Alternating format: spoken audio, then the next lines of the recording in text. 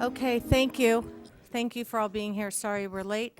Can everyone who has a seat get a seat, or needs a seat get a seat? Thank you.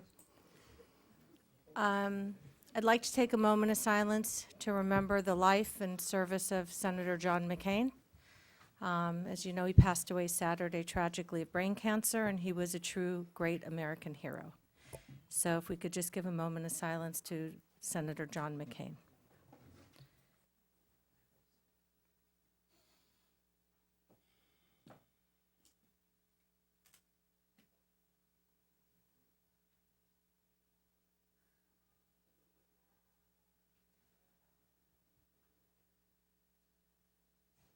I think that's a minute or close. Apologize, I didn't check it out. Okay, is this working? Yeah, okay, thank you. I'm going to call on Mr. Blake. You're already standing, and I know you served in the armed forces. A veteran, please, everyone stand up for the Pledge of Allegiance.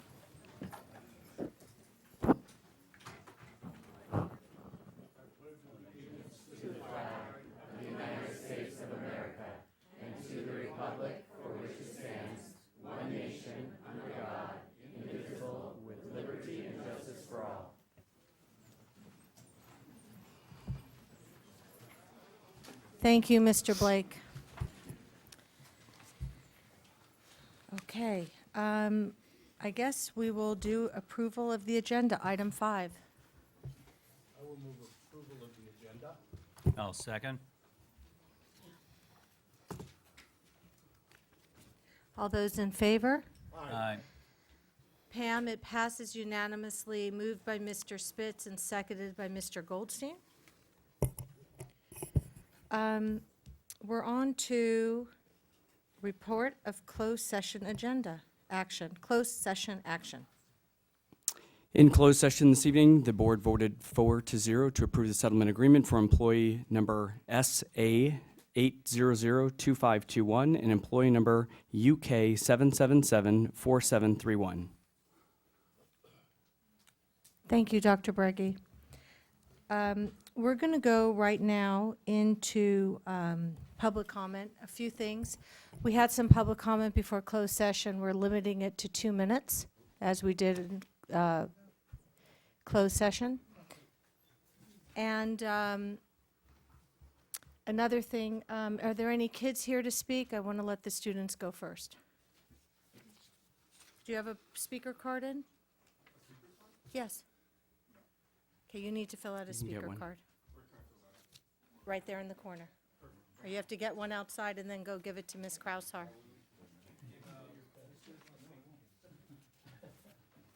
Okay.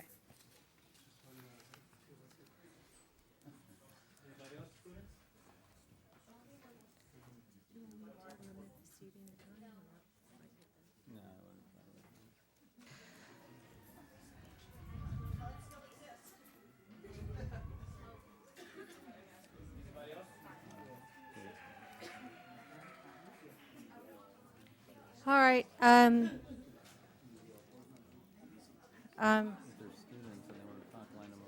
Okay. If there's a student who would like to speak, fill out a speaker card, and you can line up there. I want to get the students out fast so they can go home if they have to study. We're going to start until, is that you? You have a speaker card? Okay, I don't have it yet. You have it? What is it? Whose is it? Okay, go ahead. All right. I didn't prepare anything here for tonight. It was kind of a spur of the moment. I felt compelled to speak here tonight. I don't want to get political or anything like that. I just want to recognize some of the outstanding teachers that the district has to offer and that I had the honor to experience in my high school career. And first off, Miss Joni Garrett, who I know spent countless hours inside and outside of the classroom. And she made every effort to ensure that not only her students, but students with other teachers all throughout the high school had access to the amazing resources that the city has to offer. She spent hours taking us to Saban Theater for speaker series. She spent hours going to workshops to improve her AP courses, and she's just an amazing person, so thank you, Ms. Garrett, for that. I'm not going to be able to get to all the teachers I've had, but I've also had Ms. Neelis, Ms. Bader Neelis, who prepared all her students to get 5s on their tests. And she spent hours and hours and hours outside of class, not getting paid for any of these hours outside of class, but to make sure that we had enough edits on our papers. My not to say that I did bad in English, but my papers came back all covered in red ink. And that shows what dedication she had to ensure that I'll be successful in my high school career and above. And like I said, I'm only going to speak about a few teachers that really impacted me, but I just want all of you to know how much this job action is affecting all of us. I have teachers who want to help me, and I can see it in their eyes. They really want to help me, but they can't. And it's not their fault, and it's not your fault. It's just something we have to come together and work on. It's not fair for this to happen to the students when it's not in our hands. So I really urge everyone in the community and the board members here today to please come together and find a solution for the sake of the whole district. Thank you.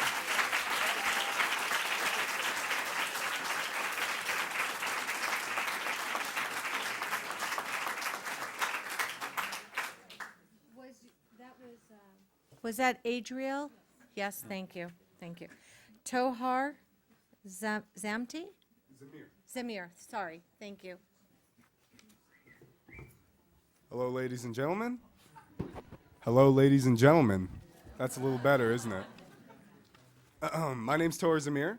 I'm in the 11th grade here at Beverly Hills High School. I'm very happy to see a lot of friends, families, former teachers, present teachers here in the audience. And I hope you listen to what I have to say, because I feel like I have to say it. I'd like to make my point on the behalf of not only myself, but the conscience of the students of Beverly Hills High School.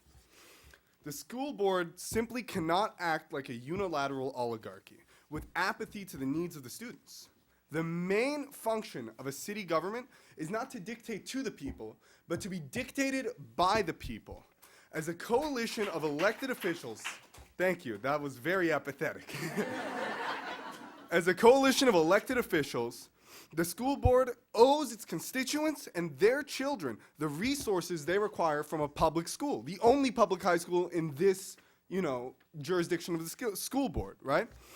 Furthermore, I want to let it be known that activities teachers rely on their overtime to accomplish, such as letters of recommendation and office hours especially, and I'm talking about people like Ms. Garrett, who, as we have already established, is a pinnacle and a pillar in the society of Beverly Hills High School. These overtime hours are essential to ensuring the preparedness of their students to succeed in life. And the inalienable right to education is not just an American ideal, and it's not just a privilege, but it's a natural right and a human right, and can only be treated as such. In summary, I implore this school board to find a better solution, to come to one not only with the teachers, but also with the students, in a way that's going to be proactive, beneficial, and it's going to help all of us. And I want to thank you very much for giving me the time to speak, and God bless you all. Thank you.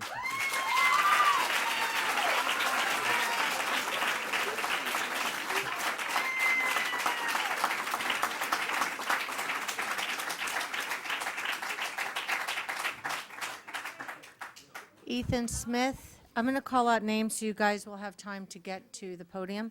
Ethan Smith, you have 4 minutes. Johanna Smith ceded you time. Chris Boucher, and then Marla Weiss.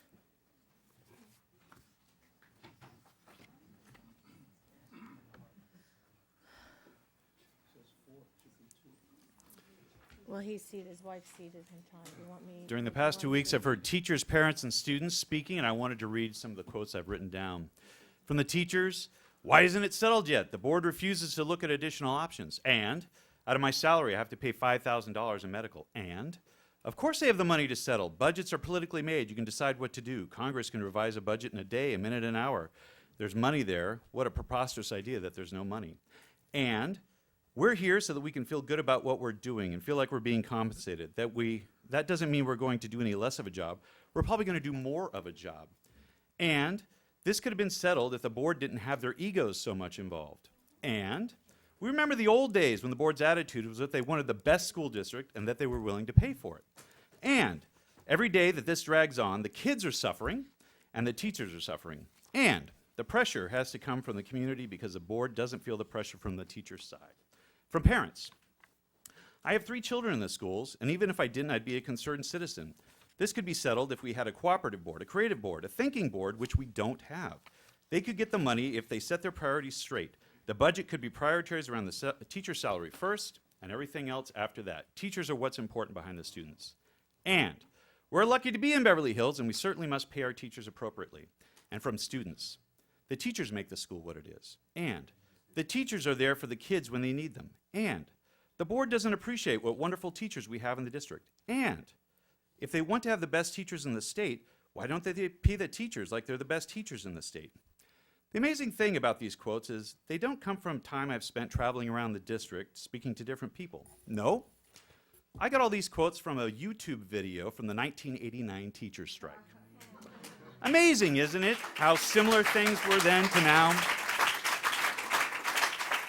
How much further will you allow this go? We stated over and over again that we are willing to talk and to negotiate.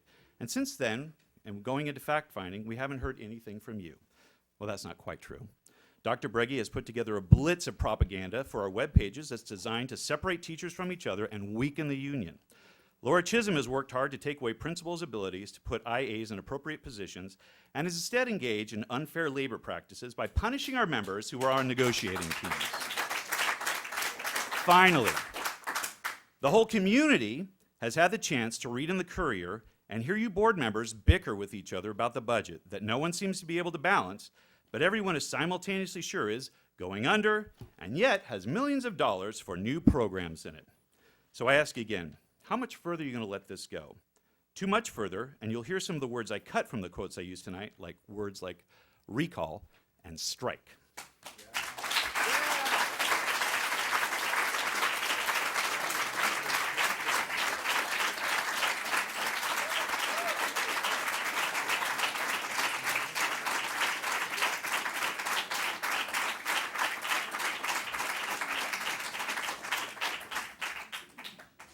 You have 4 minutes. Thank you, President Korbutov. Dear members of the Board of Education, the district has publicly stated that its goal is to eliminate the salary formula that has delivered fair, modest, and affordable annual raises to staff since 2014. I underscore the word affordable because in the August 17th edition of the Beverly Hills Courier, a letter to the editor written jointly by 3 members of the current Board of Education agrees with the teachers that the district's financial status is strong and sound. There is no financial doom and gloom coming, and our financial reserves have never been higher than they are right now. Simply put, the salary formula fits nicely into the budget and is not a source of fiscal drain. If the district is worried about its finances, it should consider scaling back the ever-increasing bloat in the district office administration in a school district that is undergoing declining enrollment. Excuse me, I couldn't hear you. Would you please repeat the last? If you give me a few more minutes, yes. I said, if the district is worried about its finances. Mr. Spitz, you bring a good point. Would you guys just clap at the end of the speaker so that we can all hear it? No? Well, then why should we listen if we can't hear? It doesn't make sense, does it? Well, that's fine. Mr. Boucher will get back his time. I'm just trying to run an efficient meeting and be polite to everyone so we can all hear it. Thank you. In answer to Board Member Spitz's question, I will repeat. If the district is worried about its finances, it should consider scaling back the ever-increasing bloat of district office administration in a school district that is undergoing declining enrollment. It should be no secret that healthcare costs are skyrocketing for teachers, and with the district's poor contribution rate to our healthcare, teachers wonder how much the district really cares about our well-being. The district would need to increase its annual contribution to healthcare by $6,000 just to make it to the median contribution level in the county. It's shocking and demoralizing.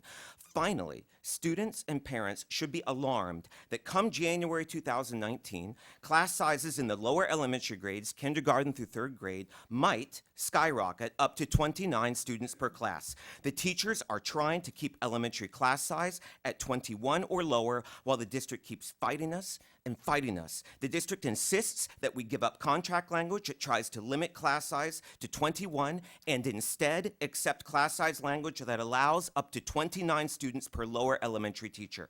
One wonders why the district would want to remove teachers from lower elementary teaching positions and increase class size. I guess the district needs the money to pay for all of the excessive district office administration. It is a sad state of affairs brought on by the district, not having respect for the teachers and our contract, trying to erase our modest annual raises by lavishing salary increases as high as 25% on senior management positions, showing little concern that meager healthcare contribution rate forces many teachers to pay hundreds and hundreds of dollars, some in excess of $1,000 per month. Not caring that the youngest and most delicate students in our district in the lower elementary grade levels may see class size increases on the order of 50% or more in the near future. It is time for the district to get serious about negotiating in good faith with the teachers. Rescind its divisive impasse declaration and join the teachers in finding creative ways to find common ground on interests that matter the most to both parties. The teachers continue to stand ready for productive dialogue, and we hope that the district joins us soon. Thank you.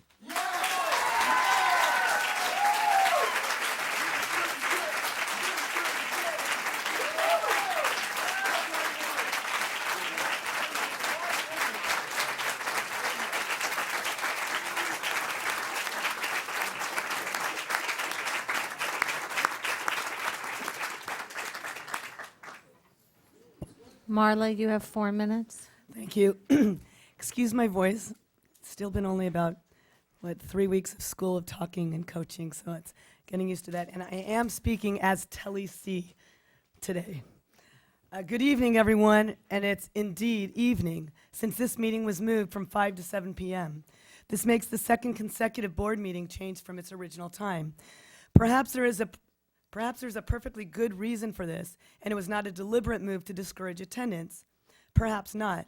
These days, it's impossible not to second-guess every decision the district makes. My name is Telly C., high school special education teacher and former BHEA president. As many of my colleagues know, I serve multiple roles in the California Teachers Association, and I'm also my daughter's ASO coach. It is because of such outstanding obligations that I regretfully cannot be here tonight. My good friend Marla Weiss is speaking on my behalf, and I thank the colleagues who are here tonight to stand for educators, students, and the community. At every CTA event I go to, I'm always asked, what in the world is wrong with your district? How is it possible that the district that employs the CTA ESP of the Year, an NEA alternate director, and the vice chair of CTA's Political Action Committee can engage in such unfair, unwise, and unreasonable actions day in and day out? This is not just about bargaining. This is about working with your educators, working with your students, and working with the community. This is why we are all here. Work with us instead of using district time and resources to mislead the public with inaccurate updates and pop-up messages on labor negotiations. If you are going to use pop-ups, can you include one that addresses the unfair practice charge filed by BHEA against the district, the first one in a decade? How about a third pop-up that informs the public that employee health benefits are $6,000 below the county average? How about a fourth pop-up that informs parents that K-3 class sizes can go up to 29 starting in the second semester? And how about a fifth pop-up that highlights the great things that educators are doing in their classrooms despite the disrespect they feel from you every single day? For years, we the educators have given 100% every single day, more in my opinion, only to continue giving more after school, in the evenings and on weekends. To call our actions a, quote, work slowdown is an insult. The statement is simply untrue, and it deflects from the fact that the district has come to rely on and abuse the fact that we have given more than 100% for years. Today, we continue to give our all after the workday, but our energy is turned to educating and uniting our teachers, our staff, our students, our parents, and our community on what the district is doing to us. It is not too late for us to come together and resolve this in a positive manner. BHEA is ready. We are just waiting for the district to join us in a fair, reasonable, and collaborative conversation. If this drags on longer, we will only get stronger. Thank you.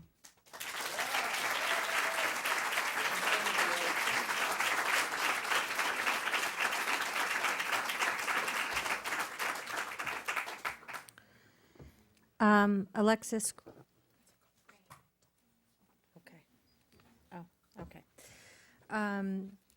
Alexis Crane, Chloe Levion, and Joshua Fuladian. Sorry if I mispronounced your names. Alexis, you have 4 minutes. Good evening. My name is Alexis Crane, and I have had the privilege of being the STEM teacher at Hawthorne for the past 5 years. I am here again tonight without my now 10-month-old daughter, Aurora, to talk to you about healthcare. First, I would like to say I have had to miss putting her to bed tonight. I hope the board had a good reason for moving the meeting to 7 p.m. and that it was not moved in the hopes that teachers would not be here. The subject is too important, and whether it was purposeful or not, this is the message that you sent to teachers and students when you changed the time. It would be more difficult to us and our families to stand before you and the community. I'm going to reiterate facts that I have previously brought to the board's attention. This year alone, I will pay $10,000 out of pocket for my daughter's health care because this district does not offer coverage for dependents. $10,000 equates to 12% of my income. Again, 12% of my income is gone to cover one dependent. We are not talking about covering a family of 4. We are talking about just my infant daughter. To those in the audience or listening at home, if you're having difficulty imagining how impactful that is, think of it this way. Take your yearly income and lop off the last 0. Would you consider that a significant loss? Now, what we lose is a bit more than that, just to get access to health care for one child. That is why we, the teachers of Beverly Hills Unified School District, are fighting for our salaries. Once again, I want to remind the board that Beverly Hills ranks 42 out of 47 in LA County for health benefits, putting us in the bottom 11% of districts. What does that mean in concrete numbers? In Los Angeles County, the average for district-provided health care allowances is $14,000. BHUSD provides $8,500. If I go down the street to Culver City, I'll receive just below average at $13,800 in benefits. It's not even average, but it would be a 62% increase over what Beverly Hills offers its teachers. Now, this brings me to a point I want to highlight to everyone. When the district negotiated the current salary formula, they did so in part to attract and retain the best teachers for our community. I am one of those teachers who came to this district as a result of that decision. So let me tell you a little bit about me. I have 2 master's degrees. My first is in biochemistry and molecular genetics. My second is in education. I started my career as a scientist. Prior to coming to BHUSD, I worked at NASA.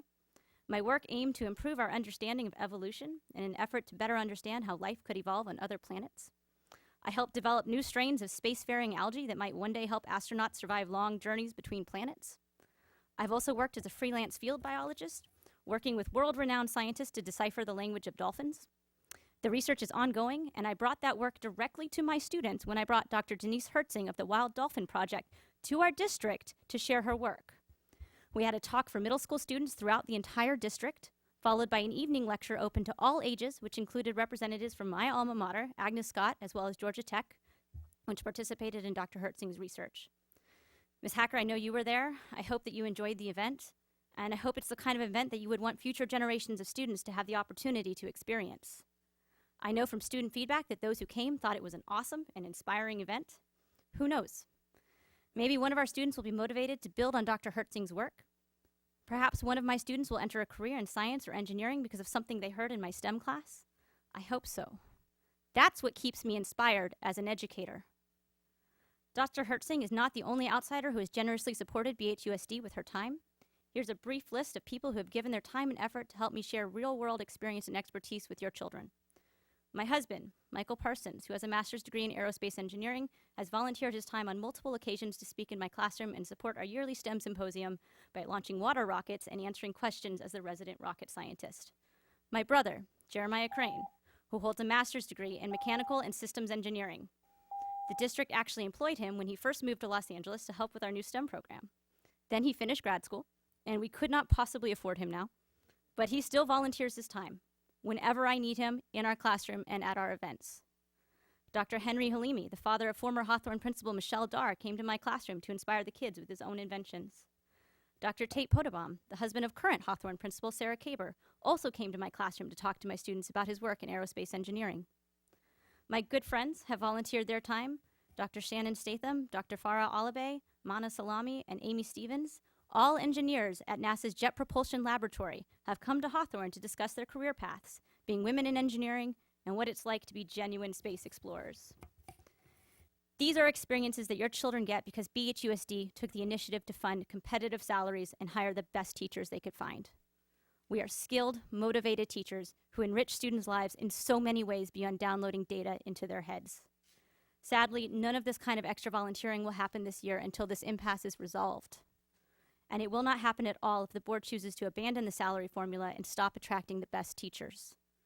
Furthermore, when talented young teachers hear of how the board treats its staff by abandoning the salary formula and by failing to provide a substantive benefits package, they will send their applications elsewhere, to Manhattan Beach, to El Segundo, to Santa Monica. Why wouldn't they? I know I would. Teaching is a team effort. It takes a village. And I am so lucky that my village includes my incredibly talented family, friends, and mentors. To all those who are related to or love and support an educator, I know this impasse is deeply affecting all of you as well.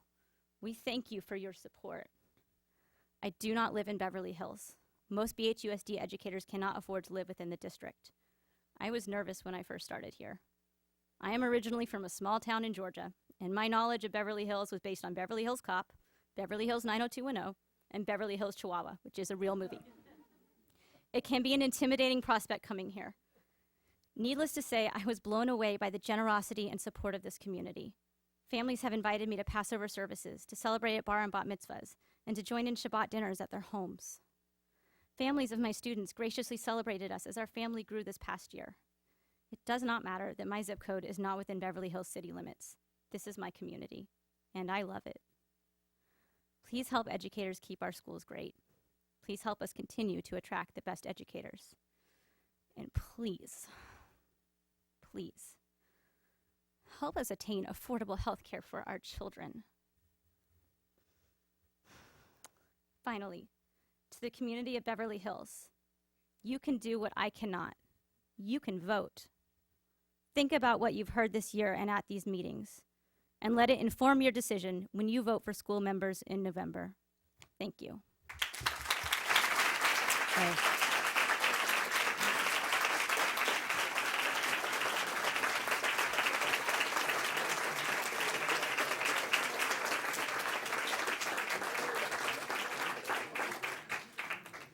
Just as a point of reference, thank you, Alexis. You went way over, and that was okay. You're right. But please, we're going to cut it off at 4 minutes next time. Okay, thank you. Chloe? Yes. Okay, Chloe, welcome. Hi, You have 2 everyone. minutes. Okay, sorry. Hi, everyone. I'm Chloe Levion, and I just graduated Beverly in June. I'm here to support my teachers who have supported me during my 13 years as a student in the school district. My teachers have spent countless hours outside of their contract helping me in many ways, including but not limited to sponsoring my many clubs. Thank you, Ms. Mars, Ms. Garrett, Mr. Joseph, and Mr. Marika, helping me go through the emotional ups and downs of high school, helping me through office hours, answering my emails during their own time. The Beverly Hills School District is amazing because we have amazing teachers.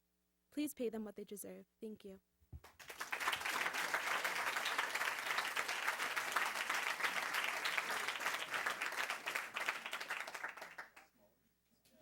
Joshua Fuladian. Thank you. You have 4 minutes. Thank you. Before I start, I got a message from my older brother. He just completed his second week in an MD PhD program at USC, and he wanted to thank the teachers for educating him. So thank you so much.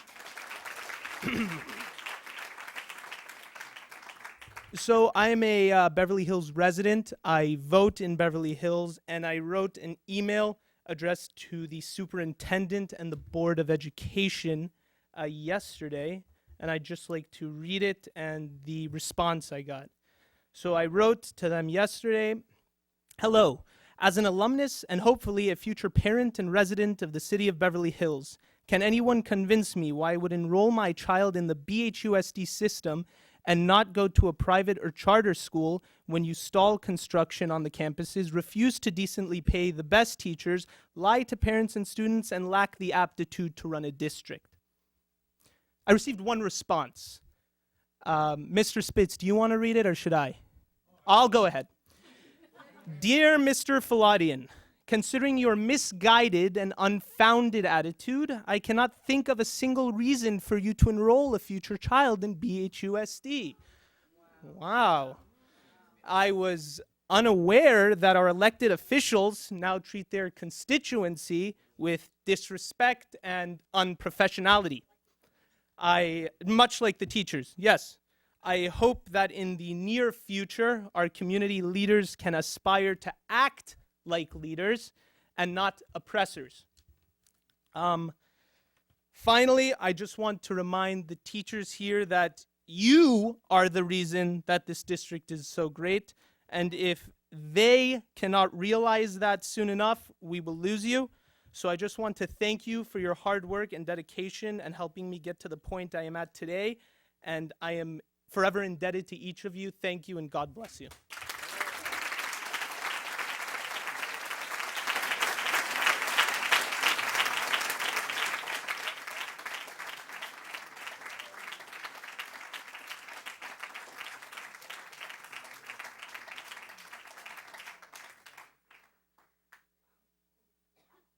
Okay, Michael Newman, Melanie, I'm sorry, I can't read your last name. 2 minutes for Michael, 2 minutes for Melanie, and 2 minutes for Janet Hassan.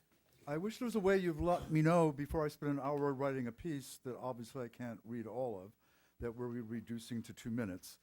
I'm a parent survivor from the original strike, and when our teachers went on strike back then, I became a parent activist with extreme support for the teachers and the administrators of that time.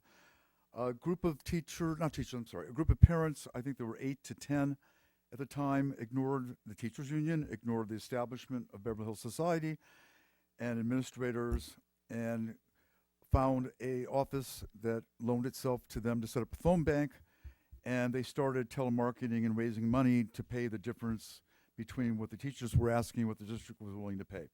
I heard about that and ran over there and got involved. A.J. Wilmer, I believe, is here. He did as well. A number of people that became Children First and actually had a majority on the school board were there as well. It took 2.5 weeks to raise something between $200,000 and $250,000, which was the amount needed to bring the teachers back. I had some ideas written down of how to solve this problem, this issue, that I've learned from speaking around, that we have state law that prevents charity fundraising to be given to BHEF to be going into teacher salaries. So the parents can't even organize to pay teachers' salaries. And it could even be tax deductible if it went through BHEF, I should say. Then I thought, well, the joint powers agreement failed, obviously, because they didn't include enough money for the teachers to have their pay raise. And then I learned that there's a limitation on how much they can give. So then I start wondering, where can the money come from? I think an offsetting is the only thing left. And that would be to renegotiate the joint powers agreement, and that all costs of running the district separate from salaries could be paid fully by joint powers agreement money. Sorry you did that. Thank you.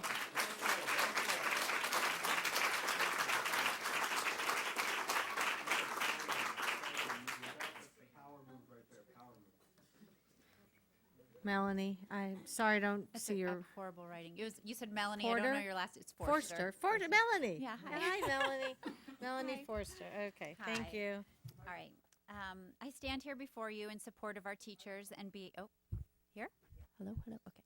I stand here before you in support of our teachers in BHA, and I know I represent so many parents in the district that do as well. I know that when people are unhappy or they feel they are treated unfairly, they do not give their best effort. As such, it is critically important that the teachers feel that they are being supported. Without them, our schools, community, and city are diminished. Please do the right thing. Work with the teachers and make sure that our teachers feel the support they deserve so that they can give their best efforts to our children. That's my first thing. My second thing is an issue about class size, so I want to talk about that. My next issue is with the disparity of class sizes between the schools. Currently, Beverly Vista K through 6 is nearing capacity. In 4th grade, the BV classes are between 26 and 28 kids, while all the other class sizes in the other 3 elementary schools range from 14 at El Rodeo to 19 at Hawthorne. In all cases, the other schools are receiving private school class sizes, while BV is entirely different. This is a unified school district, and the disparity in class size is creating a fundamental unfairness between the schools, between the students' education, and between the teachers. Ms. Kwan, Ms. Subin, and Ms. Theo are teaching classes of 28, while the other teachers are teaching classes of 14. That's double the workload for the same amount of pay, and it's not okay. You continually accept transfers over to BV, and that is not appropriate. In fact, I hear that another 4th grader will be joining BV tomorrow from El Rodeo, bringing the 124 class that we have at BV up to 25. This problem does not end in 4th grade. Last year, my 5th grade daughter was in a class of 30, while the other schools sat in the low 20s. This year, BV's 6th grade has over 100 students when the other schools are sitting at 75 or lower. As a result, my friend's daughter and others who are honors students were unable to get their honors classes because they were full. This is one of the many reasons why families, such as me, are pulling their kids out of BH School District and going to private schools. This is why our enrollment at our schools is decreasing. The school district is not fostering excellence. It is fostering a weakened educational structure. Please help us restore the excellence in our schools and create equality among the schools and support our teachers and kids.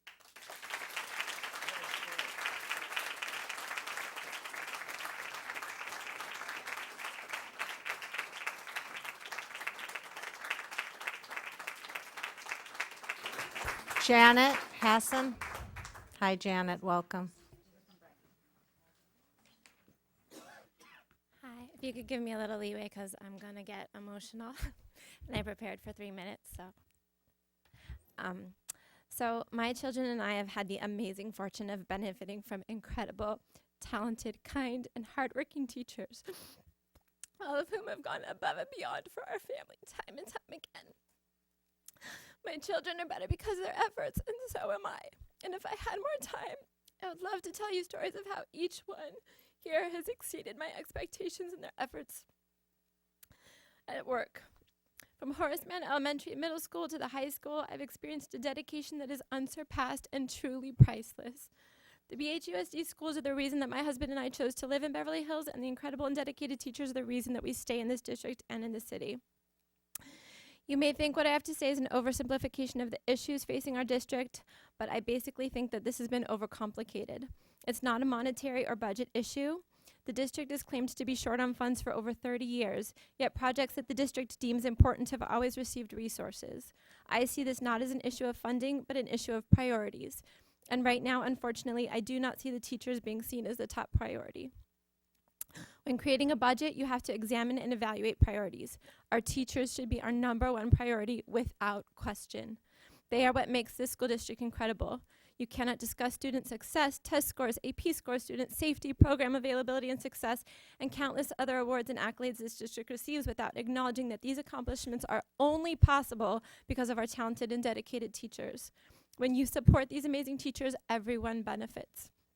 You cannot say that you don't have the money for teachers because you need to keep money in the budget for safety and other programs, because without these amazing and dedicated teachers, all of the rest is irrelevant.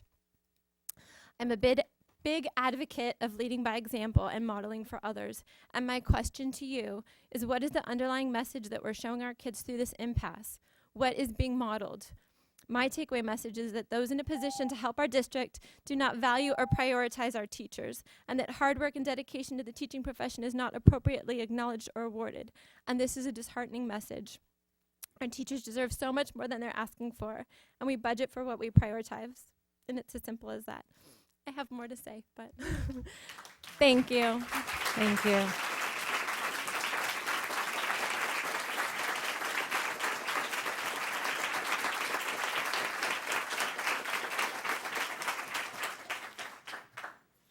Julie Mocked, Lisa Dickens, and Charlene Kay, and the last one is Jamison Jacoby.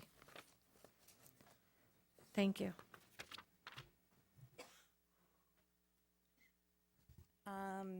So I'm here as a parent, as a resident who went to these schools, as a 6th, 7th, 8th, 9th, 10th, 11th, and 12th grader. Have 4 children who have gone through these schools, who have worked for the PTA, and who have been kicked out as a permit parent from this district and had to move in with her mother and father, and have been living with my mother and father for 6 years so that we can afford our children this education and these teachers. I am so disappointed in this board. I am so disappointed in the education that my children have received on so many levels. And I'm here to speak about the rage that I feel for you. You need to know that parents are furious that we have gotten to this position. You need to know that our children are furious that they can't get their letters of recommendation. That they can't. I have a son who got a C on an AP English test, and he can't see his goddamn teacher because she will only see D students. And he is an AP student trying to do better. This is not tolerable. It has to end immediately. If you're going to strike, do it now so that we can get we can get a resolution before my kid has to apply to college. Don't wait. Don't wait for them. They are not eager to bargain with you or negotiate. Do it now. Solve this problem before my kids get in trouble with getting into college. This cannot be. I have put too much on the line here. I have trusted that this district would come through for my family, and it has not, time and time again. You need to stand up and solve this problem.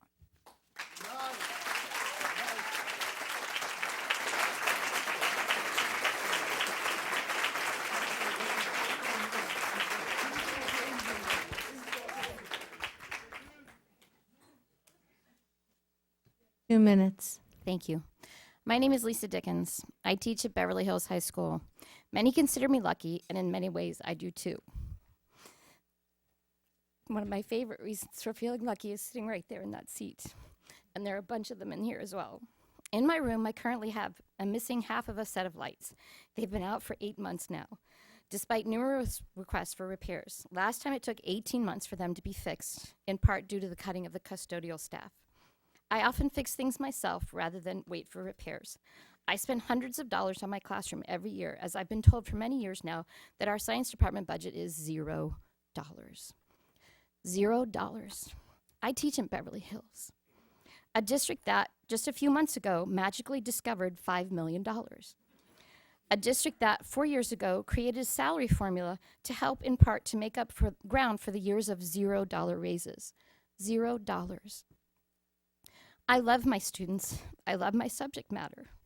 I've happily spent hundreds of dollars on my classroom to allow me to provide high-quality programs. When I started teaching, I never thought that I might get shot simply for doing my job. But this is the current reality. Despite the trials, I love teaching. I know my colleagues feel the same. We have subjugated our needs time and time again, as we've been told that the district cannot pay us well or provide us with adequate health benefits. We've seen the numbers, those magically ever-changing numbers. We've watched the district squander outrageous sums while telling us by word and deed that we are not valued. $6,000 below average teacher benefits in LA County, while district staff is expanded and paid higher and higher salaries. We can do better. To attract and retain the best, we must do better. Please return to the bargaining table and work with us in good faith. to let your employees know that they are valued more than $0.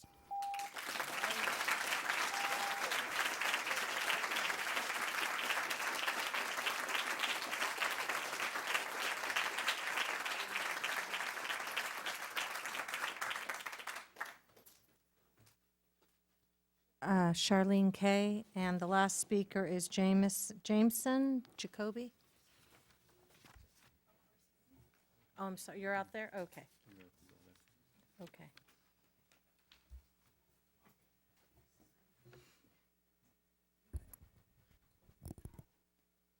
Hi. Okay, so I don't know much information about this topic, and hopefully today our speech will help convince you guys that our teachers should deserve more than they are getting. Microphone. Okay. I do know that all of my teachers have put in so much effort throughout my entire 13 years in this district. I would like to think that my teachers want the best for their students and want to help them in every single way they can. Almost every teacher I've had has put in all their time and effort into me and my classmates, even during their own time. It is unfair that all these dedicated teachers devote their entire lives into educating their students and aren't getting the amount of money they deserve. It is unfair that in addition to the unfair treatment they are getting, the students in our district are also suffering. I was hoping to get a letter of recommendation from one of the best teachers I've had, but now I can't because he is going on strike and can't help us on his own time or write letters of recommendations to his students. Hi, I'm Jameson, and I'm a senior. Charlene's also a senior. And I would just like to say that I came into this district when I was in 9th grade, and I went to a private school before, actually. And when I came into the district, my education wasn't to the same rigor as it is here. And I want to thank my teachers for bringing that rigor up and preparing me for college. I feel really ready for college, and I'd really like to thank all my teachers who are here for giving me that education. So thank you so much. Okay, so I was going to say, as everyone here has already said, our teachers have put in a huge amount of time and effort, so they should be getting what they deserve. My physics teacher, for example, didn't even have enough money to buy his own whiteboard markers, and he was explaining how he had to go out of his way and buy his own supplies that the district should be supplying. Oh yeah. Also, my dance company teacher doesn't have air conditioning in her room, and I just would like to say that it's really hot. And if someone could please get air conditioning, I'd really appreciate it. Yeah. Okay. Okay, but yeah. Thank you.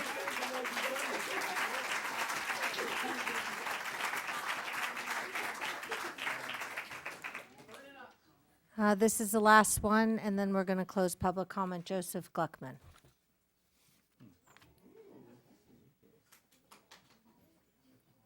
Is that Fred's son?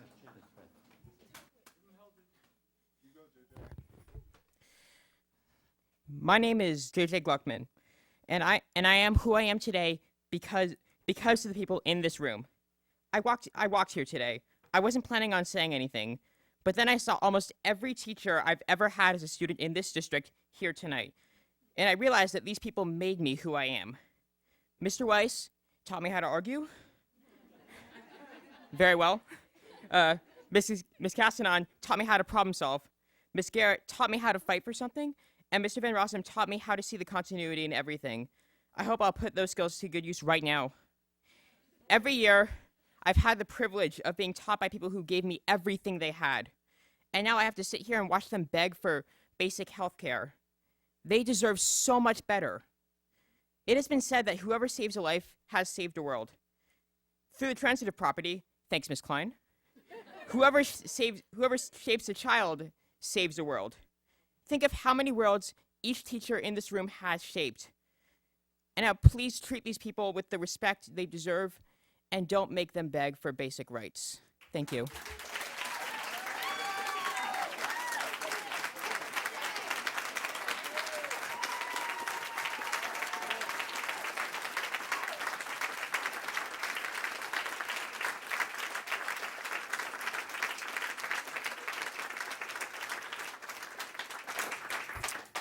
Okay, it's 8:06 p.m. Let's see, 8:05 p.m. Public comment is closed. Yes, Mr. Spitz? Yes. before the teachers leave. Yes. Yeah, turn on your microphone, Mr. Spitz. Will do. You have the floor. Before you leave, teachers, you know, this has been several times now that the board has heard from you en masse, and we've listened, and we haven't responded in this venue. This is not a place or a venue where we can debate. In fact, the rules say that we can't have a dialogue. We can't. It's a public hearing, period.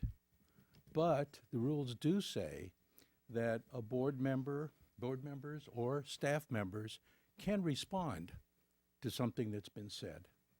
And so I think I would like to respond to a few of the comments that have been made, and maybe tell you one or two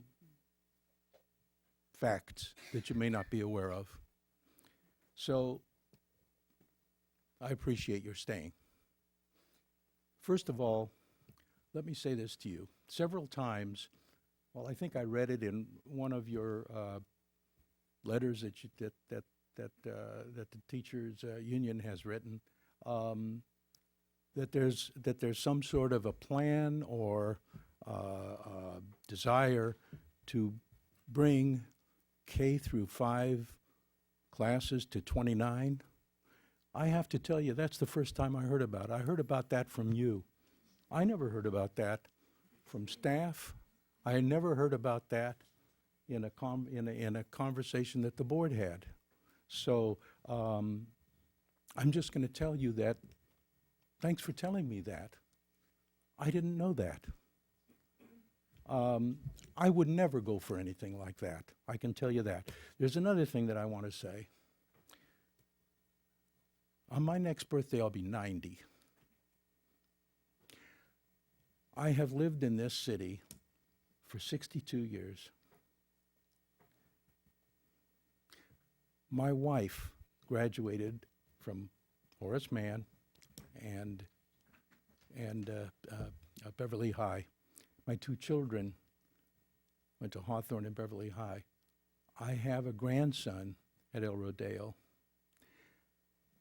I'm a product of public education. I got my public education, and it was a great one, in Los Angeles.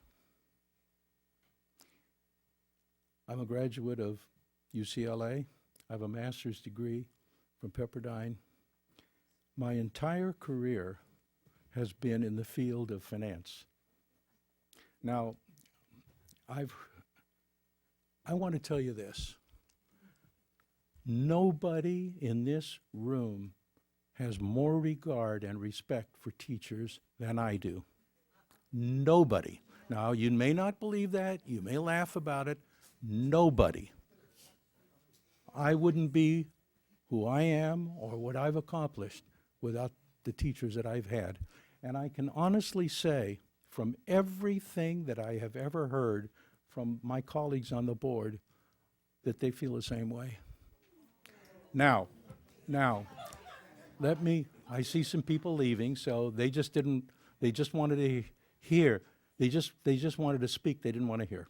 But, okay, let me just say this to you. There is a disagreement with regard to the budget. There is a disagreement with regard to how much the district can afford. It's a disagreement. We're not going to debate it here. I want to mention something to you all, and I don't know whether you're aware of it or not. In the latest annual financial report from LACO, in which they gather up all the data from all the districts in the county, and they break it down and they compare. I want to mention 2 pieces of data to you to think about. What's wrong with our budget? In this latest report from LACO, our district, our teacher payroll in this district per student, it's actually per ADA, is $6,200. $6,200 per ADA. What does that mean? Well, this is what it means. I took 5 surrounding districts, small districts, high-performing districts, unified districts. La Cañada, San Marino, Manhattan Beach, South Pasadena, and Palos Verdes Peninsula. They're all similar sized. Palos Verdes Peninsula is larger. It's got 11,000 students, but the others are about the same size. Their average teacher payroll per student is $4,200. Ours is $6,200. Theirs is $4,200. Now, when you listen to those numbers, well, what's a couple of $1,000s? If our teacher payroll was similar to theirs, our expenditures would be almost $8 million per year less. We'd be rocking in money, and we could do so much for the teachers. We could, and I would insist upon it. Now, why is it? Why is it that our teacher payroll is 50% more than those other districts? It's because, not because we're paying teachers higher salaries. You know that, and we know that. It's because we're overstaffed. I think we all know that. I think we all know that. It's the truth.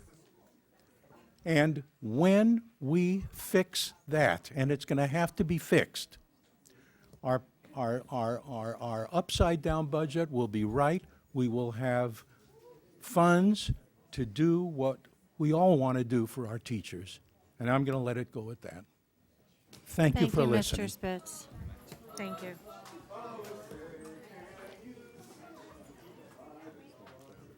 Yeah.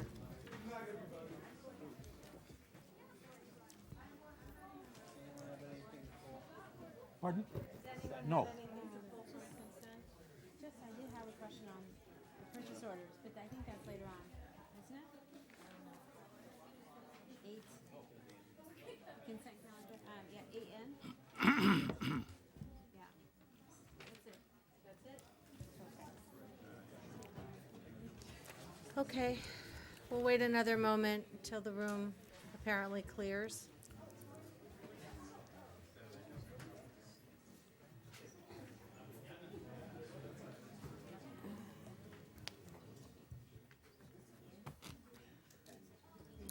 All right. All right, Madam President. yes. I'll move to approve the consent calendar minus item N is in Nancy. Moved by Mr. Goldstein. Seconded by Mr. Spitz. Ms. Hacker, you pulled it? Yes, Oh, 8N. no, no, I we have have to to approve approve it, I it. apologize. Probably I got approve ahead the of agenda myself. first, right? Yeah, approve the item. Consent. All those in favor? Aye. Aye. Abstentions? Okay. It passes unanimously, minus N. Ms. Hacker, you had a question. Oh, wait, Yes. I'll I'm move to sorry. approve the ratification of purchase order number 42018/2019. I'll second. Okay, question. So I had a question on the report. There's a purchase order for schools linked for insurance management for $1 million. What, can you refresh my memory what that's about, please? That's our workers' comp, JPA, SLIM, and so that we all belong to. That's our annual premium based upon estimated payroll.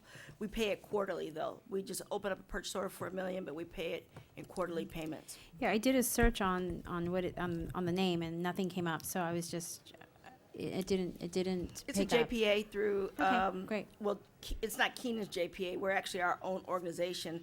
They are our our third-party provider, but it's its own entity that exists between us, Culver City, Santa Monica, La Cañada, and Glendale Community College. Okay, great. Thank you for clarifying. Are you okay, Ms. Hacker? Okay, all those in favor? Aye. Abstentions, noes, it passes 4-0. Thank you. All right, now we are on to reports. Dr. Breggy, do you have a report? So a quick thank you to our PTA at the high school for having an outstanding event at the Beverly Cannon Gardens for our new parents and ninth grade parents. That was a great evening last week, as well as we had a great back-to-school night at our K through 5th grades in our schools. And also we've separated it this year, so we have this Thursday a back-to-school night just for our middle schools, so we look forward to that. Also, a big congratulations Friday night if you were here and you were able to attend. And Sean, I'm sorry if I'm stealing your thunder. We should probably coordinate. But a big win for football, and it was just such great energy to be there with fans, with students, and be able to see a big win. And we play Malibu this Friday. And happy Labor Day to everyone. Thank you, Dr. Breggy. Sean, do you have a student board member report? I do. Great. So I'd like to say first that it's been an amazing first 2 weeks of school. I think it's been a very smooth transition into the new year from this summer, and I think everyone's starting to get used to the whole system of getting back into school again. But just some past events I'd like to shout out again. Our football team last Friday, 32-0, great start to the season, so shout out to you guys. Tomorrow, we actually have Club Day. Club Day is actually one of my favorite events of the whole year, and it's a time that all the clubs come out to the third floor patio, and it's lively with students signing up for clubs and actively pursuing opportunities to sign up members for their own clubs. And I hope all of you guys who are planning for tomorrow have success in getting a bunch of members in your clubs. And we actually have our homecoming date set for September 14th. That'll be a 3-day week, but we're looking forward to having a great week then. And our theme will be the Wild Wild West. So that'll definitely be a fun time. And the last thing on my report would be just to draw more attention to Metro and some updates of what's been going on lately. Some students and I, actually around 35 of us, went to a Metro Community Forum last week, and we asked some questions, and we were very disappointed with the way the Metro representatives reacted. They were somewhat disrespectful and very unprofessional in the manner that they responded to us, and I think a lot of students are starting to realize now what is happening. And I implore, again, the community and every student to pay attention, to inform themselves, and to ask questions if they're curious about what's happening. Some upcoming things that we're planning is in early September, we are looking to have our first release of our student-run newsletter, which will highlight some student opinions of what they think about the situation with Metro. And we actually hope to have our own student-run community forum with what we think is happening, what we see is happening, and reporting what is actually happening with Metro. So stay tuned for those events to come, and thank you.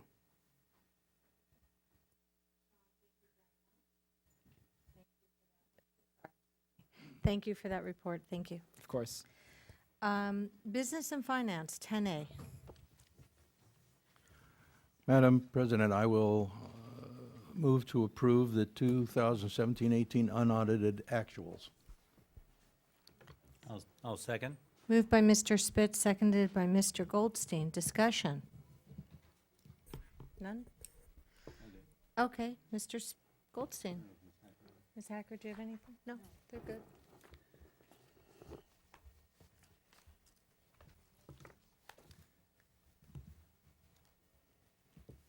"500 years ago, Niccolo Machiavelli wrote, 'A deceitful man will always find plenty who are ready to be deceived.' Was Machiavelli right? When did it become acceptable for board members and leaders of our labor partners to make statements of opinion and represent them as fact to the public? Collective bargaining is a process of negotiation between management and workers for determining mutually agreed terms, conditions of work, which protect the interests of both labor partners and the district. There is a difference between factual representations and an opinion. There's been much comments made over the last weeks and months. K-3 class sizes will increase to 29 to 1 soon. That is an opinion.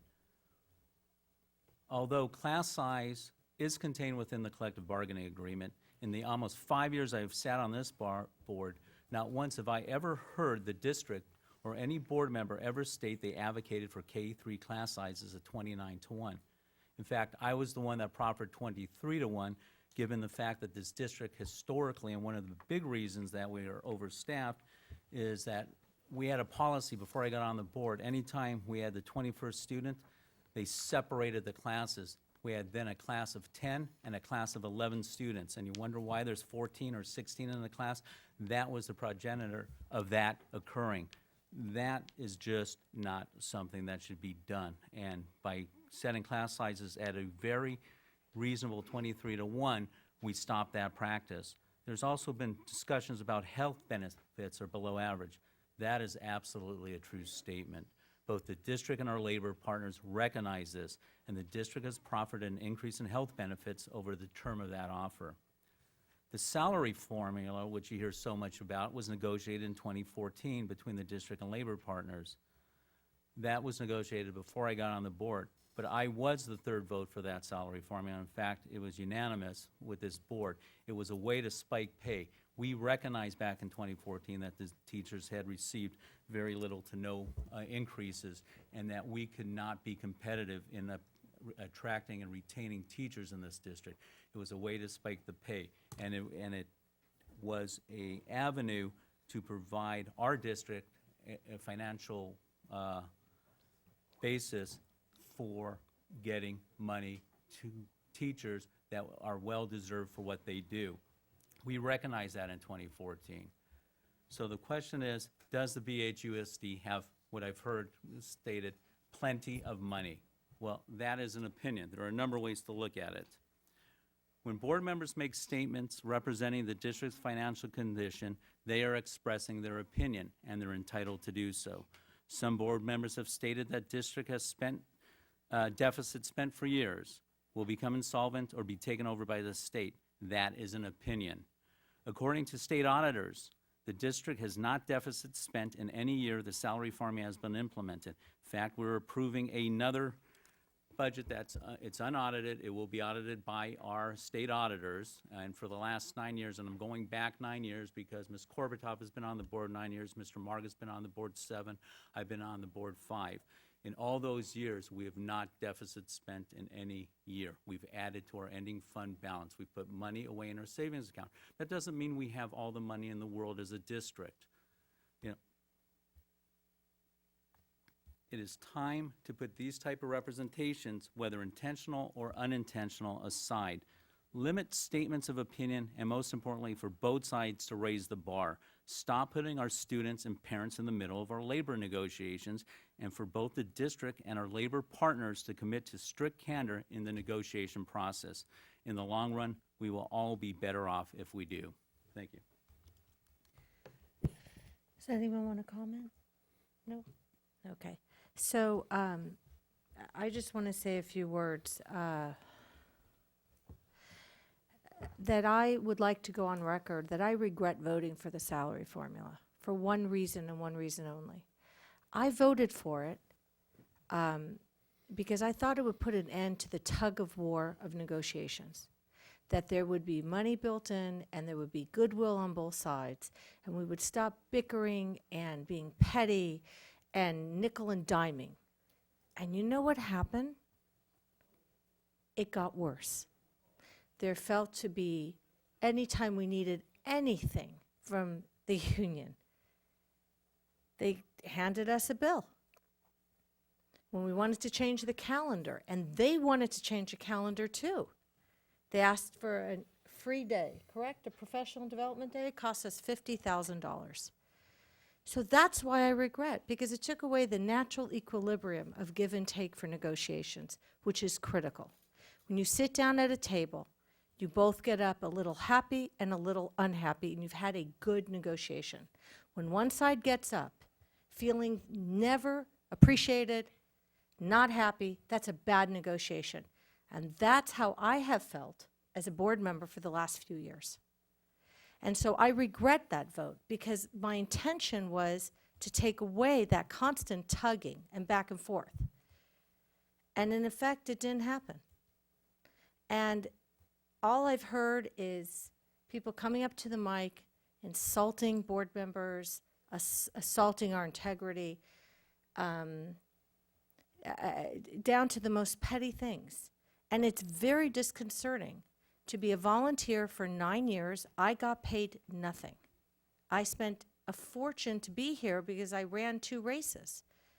I had to hire people to pick up my kids and do things for me because I was here. And that's my responsibility, and I accept that. So I really don't want to pull out my violins. I don't get paid for this job. I've sacrificed quite a bit to be here. I have sacrificed a lot to deal with the Metro problem. Personally, I have suffered from community members who understand next to nothing about Metro and have strong opinions about all of it, as well as parents who come up here and yell at us. You have no idea how I've personally bent over backwards to create an excellent environment for teachers, how I have personally voted for 18.5% of raises while I've been here and boosting benefits. So I leave this place guilt-free. And for a Jewish person, that's a lot. Okay? No guilt. No guilt.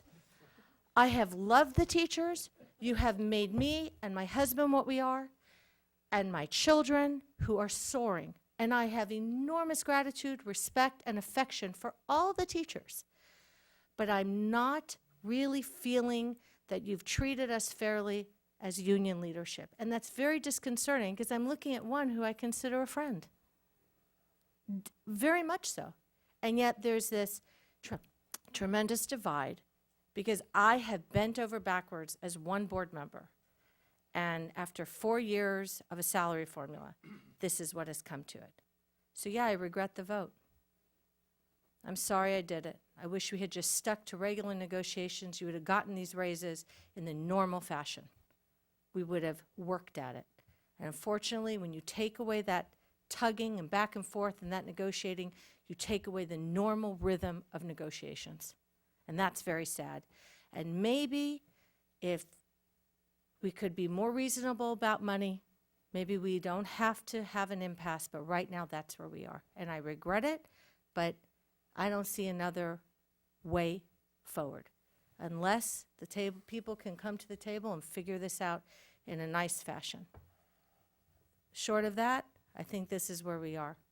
And I just wanted to say that, you know, coming here and all these times screaming at us, it's, to say disconcerting is to put it mildly, but how the teachers talk about how we model. How do you model in front of your students to talk to volunteers like this?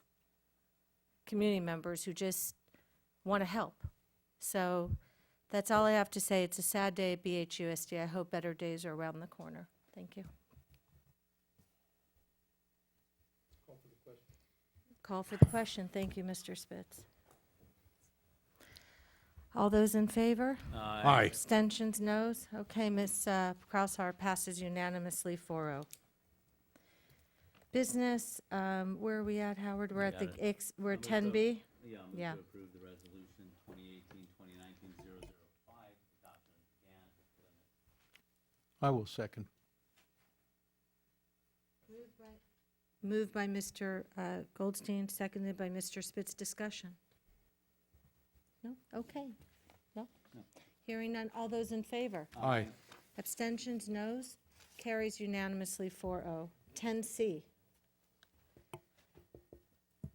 I move acceptance of the letter from the Los Angeles County Office of Education on the adopted budget for 2018-19.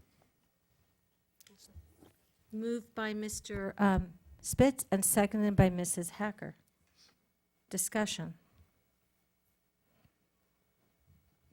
None. None? Okay. All those in favor? Aye. Abstentions, noes? Carries unanimously. 11, Planning and Facilities. Oh, my goodness, only one item? Wow. Is that progress, or does that mean, Are we stalling? are we stalling construction like we were accused? All right, I'll move for the ratification. No, I didn't mean it that way. I'm teasing. I just, Well, We I'll need see- a little we'll see gallows if we can- humor I was here. actually quite shocked to see only that item. We'll see if we can move things along. Well, they're very efficient now. I'll move for the ratification of agreement with Corey Engineering to provide strength Strengthening. testing of the footings at Building B3 at Beverly Hills High School. Second. Moved by Mr. Goldstein, seconded by Mr. Spitz. May I make a request, please? Of for course. Mr. Blake? Do you think in the near future, and it doesn't have to be the next meeting, could we get like just a brief overview where we are with TSA on approvals and, status? Yes. Thank you so much, so that the community can see where we're at. I think that'd be helpful for all of us to know. Right.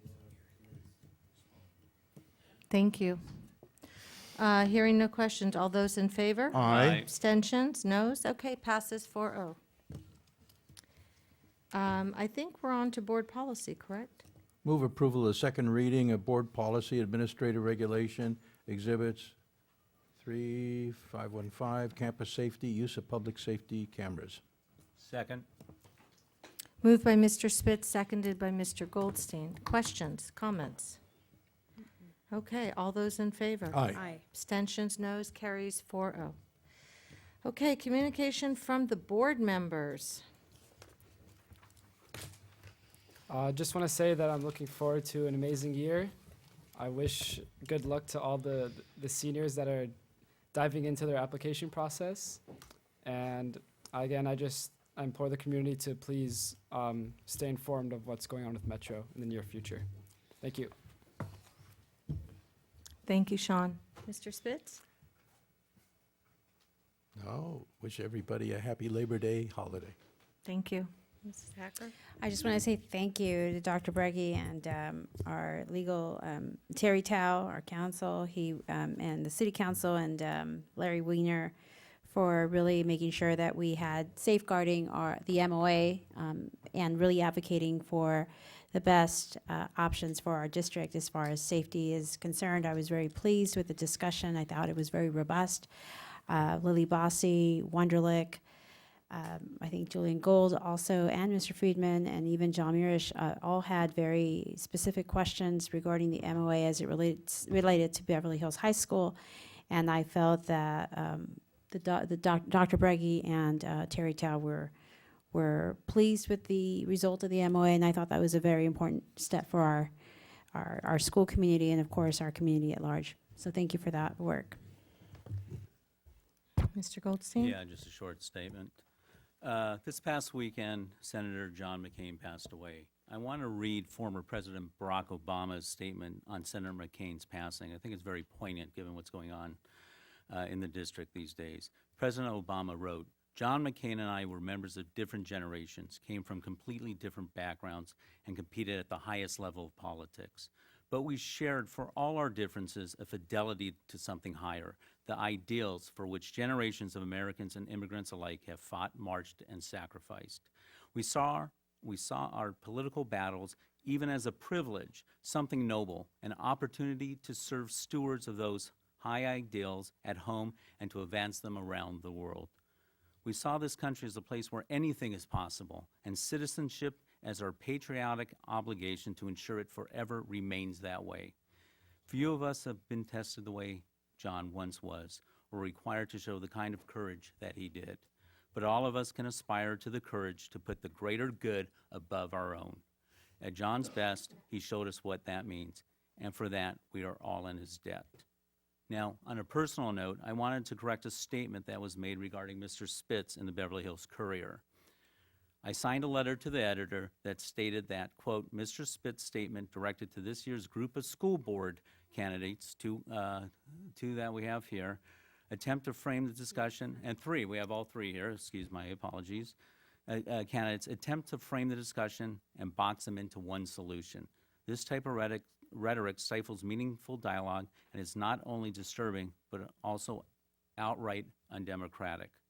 Unfortunately, when it appeared in print, the word un-American appeared instead of the word undemocratic. Mr. Spitz and I may disagree philosophically on a number of issues and how these issues are messaged to the public, but I do not believe that Mr. Spitz is un-American. Any person that has served in the military or donates his time to public service is a patriot. Mr. Spitz has done both and should be acknowledged as such. It is often said, the best way to find yourself is to lose yourself in the service of others. Well, I think we can all agree we are all very lost in the moment right now. Thank you. I echo those sentiments. Everyone, thank you for coming tonight. Our next meeting, I want to just say, Dr. Breggy, is September 13th. Right, and we may have to look at rescheduling that meeting. Really? Yeah, there might be some town hall issue. There's a couple of things that we're planning. Okay, that's fine. So we'll get back to you later. It's a little bit of a difficult month because of the Jewish holidays and Labor Day and. But we will. But we will. We'll keep All it right. at 5 o'clock. Wishing everyone a healthy and safe and wonderful Labor Day weekend. Thank you. Oh, there you are. Sorry.